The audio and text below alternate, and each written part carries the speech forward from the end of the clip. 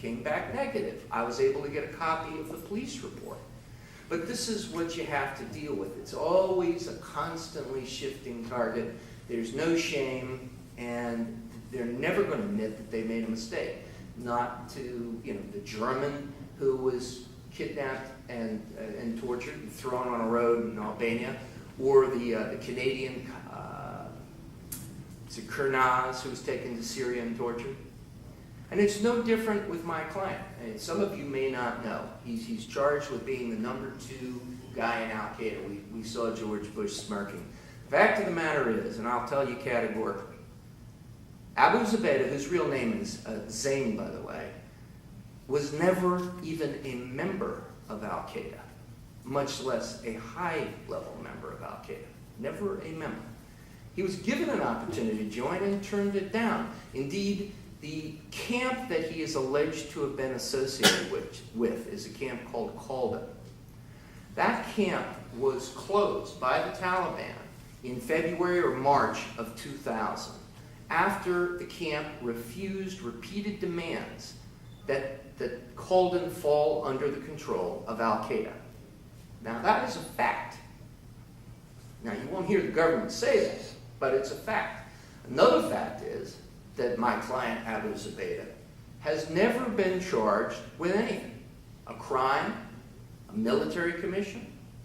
I mean, that's significant. If he were, in fact, who the government has claimed he is, he would be facing a military commission, as is Khalid Sheikh Mohammed, as is al-Nashiri.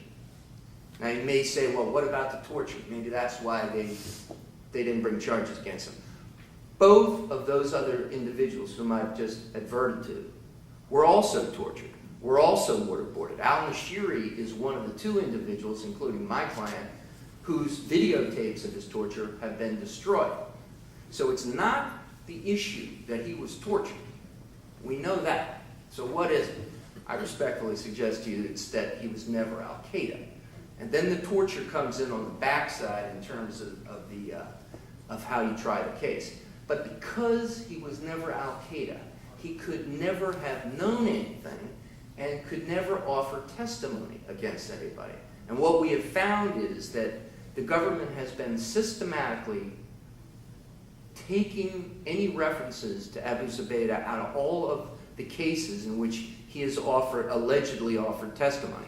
We know that because we've seen what are called the factual returns and the charge sheets.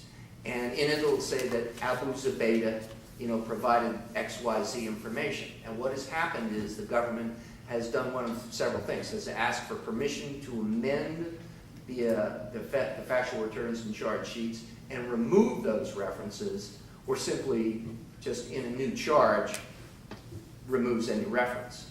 So Abu Zubaydah is slowly being airbrushed out of history.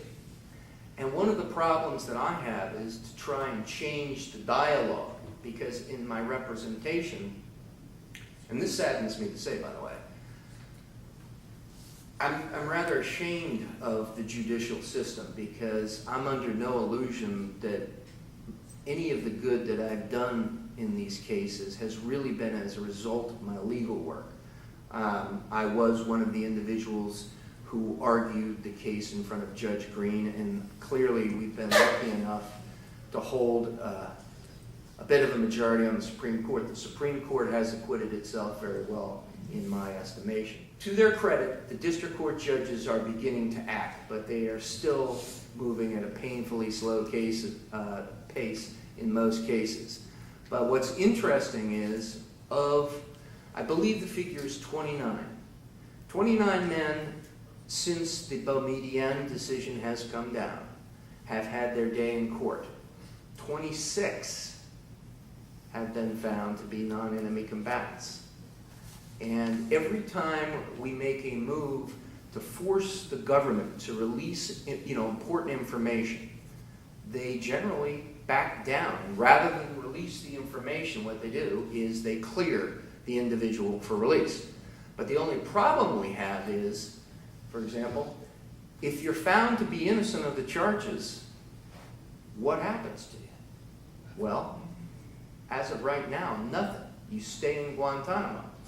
The Bosnians were found to be innocent and the judge ordered them to be repatriated to the United States. The government immediately challenged that decision, and the D.C. Circuit, led by Judge Randolph, who has been behind certainly a majority of the decisions involving the Guantanamo prisoners, has decided, arguing the same cases that have been overruled on 2 previous occasions, that they cannot be repatriated here.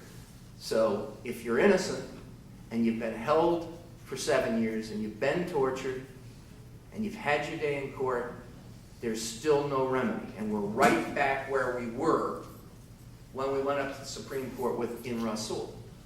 In Rasul, which was, filed in 2002, the Supreme Court ruled eventually in 2004 that the aliens at Guantanamo, no less than the citizens on the base, had the right to invoke the jurisdiction of the court.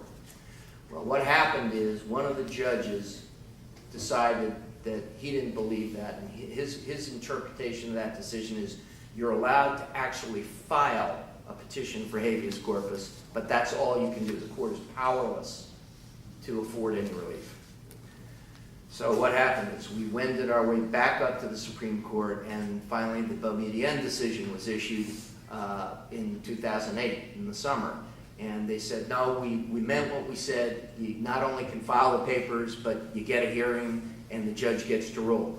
Well, that's in fact what happened, but if the executive doesn't like the decision, it doesn't have to honor it. So we've really achieved next to nothing. It's really very sad.